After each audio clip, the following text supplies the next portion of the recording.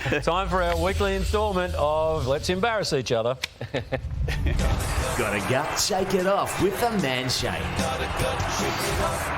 Now, TJ, Gillon McLaughlin began a farewell lap out of his position as CEO of the AFL back in April, and it's been a long farewell lap, and he's now taking it to these sorts of zones. This is him attempting to sing with Pete Murray, the great song Opportunity, at last week's semi-final offerings on the same night. He's got some serious moves on the dance floor. This is he with Delta Goodrum, and he can dance, Brownie. He's well known in this space, and it's just making sure everyone knows he's on the way out. Now, he's not staying in his lane when it comes to this type of activity, but someone on our panel probably should when it comes to the form of dancing. Brownie, this is you dancing on a family cruise boat some years ago. We've seen this a few times on What Caught My Eye on the Sunday Footy Show. The one that snuck through the keeper, TJ, if you look up the back, when he was wanting to be the Today Show sports correspondent behind Cameron Williams there, he is trying to dance, our man Brownie, up the back, and he's trying to hide Llordo, but the camera's getting... I like it. Who ended up getting that role?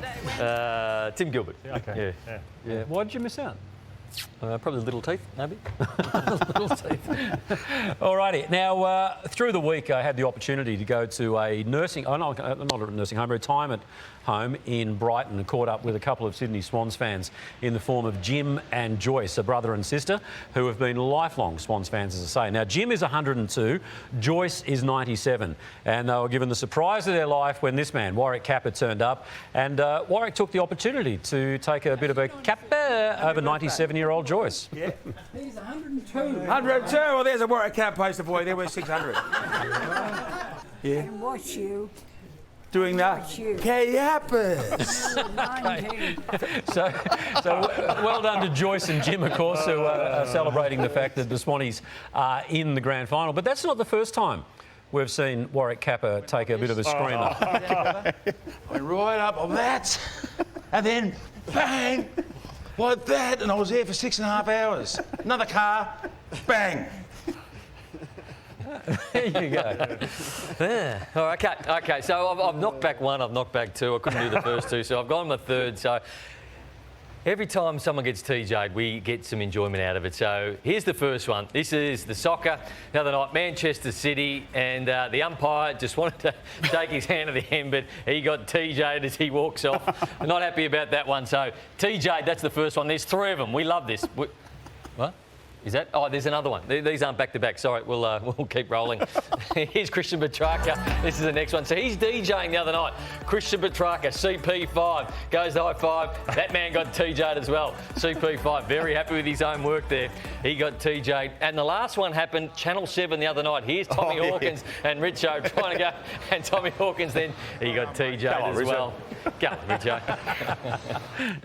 Good work, Nathan. Kane, what do you got?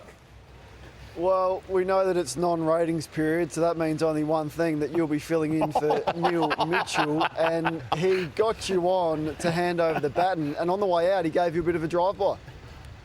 What is your perfect day in Melbourne? What would you do? Well, I do love Sundays in winter, coming home from the Sunday Footy Show. I've got a room upstairs with a big recliner and a big TV and a small heater and a woolly blanket, and I love getting under that, putting on some meaningless old movie and having a sleep. I love it. Thank you very much. Tony Jones, his perfect day in Melbourne is to check into the nearest nursing home and put a blanket on. How do you respond to that, TJ? I don't have to, it's true. It's true, Kane. Hey, Kano, I'll follow that up. And I was scrolling through Twitter last week, and this really caught my attention. This caught my eye, and this was Charles is now the king. And the last point was Charles has been the heir apparent. The what? Heir apparent, since 1952, and he's 73 years old. And I thought to myself, Charles is now the king.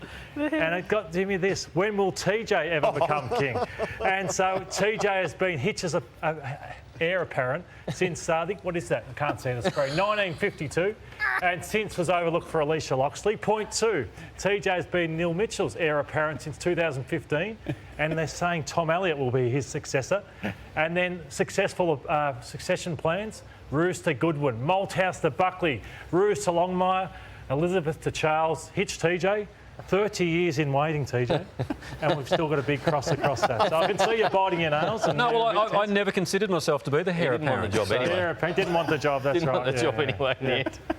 But at least you're the number one here anyway, TJ. Yeah, that's right. good, Yeah, Until this man yeah. Yeah. said it, told a 600 crowd seat, didn't he, that he wants that chair, didn't he? Yeah, you did. Yeah. No, I didn't. No, you didn't. Jeez.